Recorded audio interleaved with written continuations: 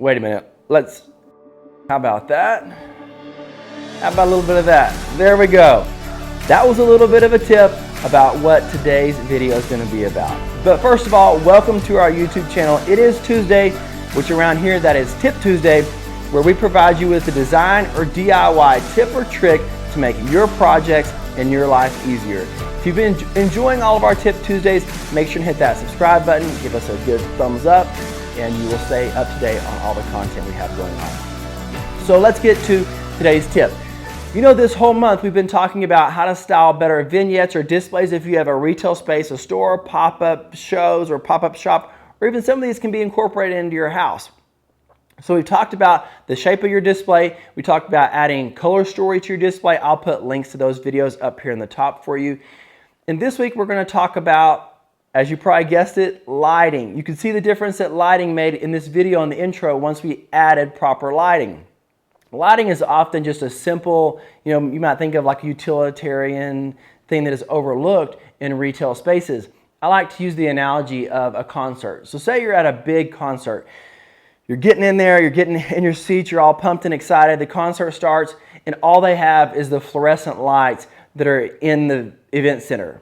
No spotlights, no strobes, no lasers. Think of how boring that concert would be.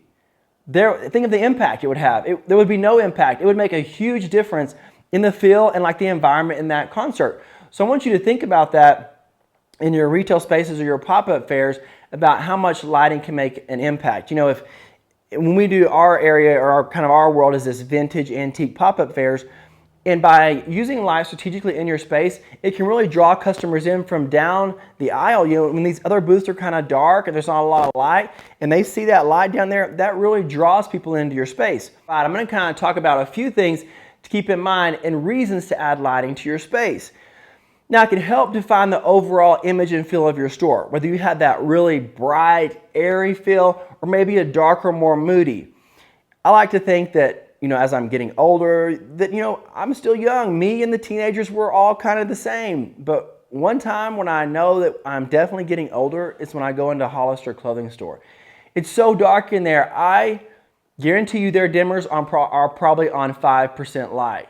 I'm like, is this a shirt I'm looking at, or is this a pair of pants I'm looking at? Can we turn up the lights here? So if you're over 30 years old, you know what I'm talking about. But it can create the mood in your store.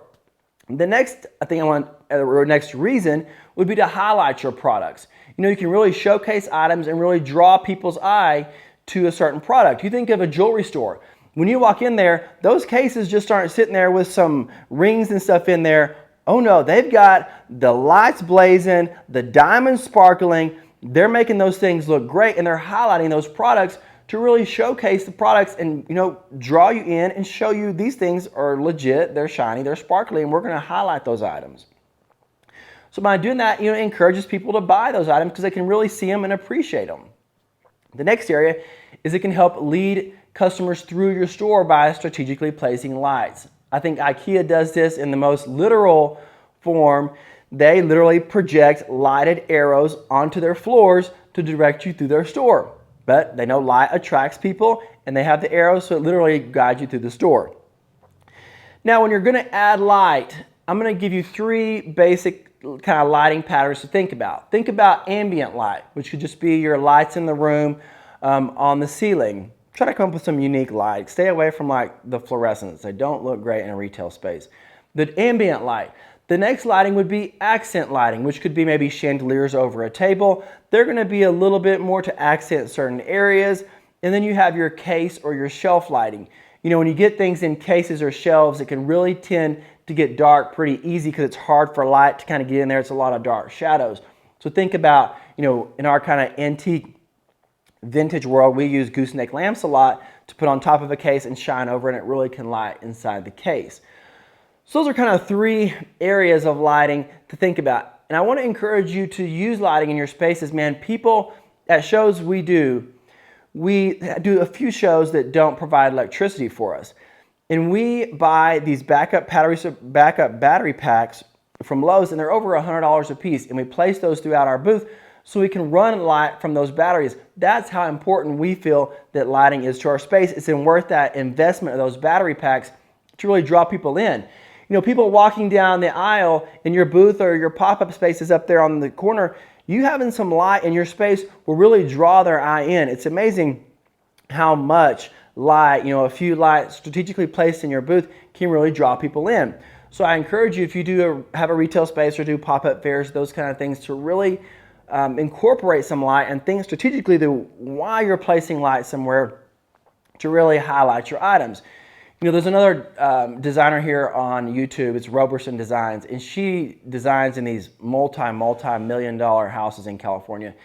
And when they're redoing a space, when they're doing the build out, she has electricians install can lights. I mean, it's all over the place, but one thing she does is she installs can lights over where the curtains are going to hang by a window, so it highlights those curtains. She knows the importance of lighting and how it affects design, how it affects a space. I want to give you an example. We were at a show recently, and we show up to this show, and we were kind of in this back corner, which was really dark. It was kind of like, we got there and we're like, wow, it's dark back here, but thankfully we had brought our light, and we used our light strategically, and I'll show you a picture of that booth.